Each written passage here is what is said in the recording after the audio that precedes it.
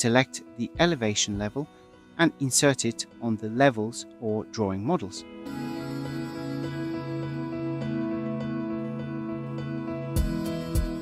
In plan views, specify the elevation reference system.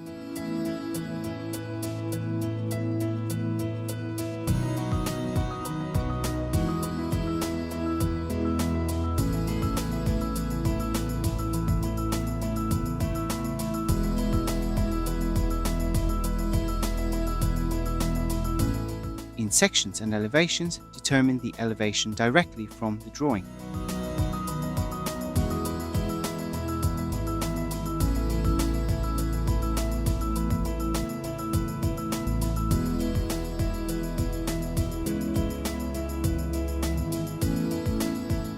Customize the graphical representation.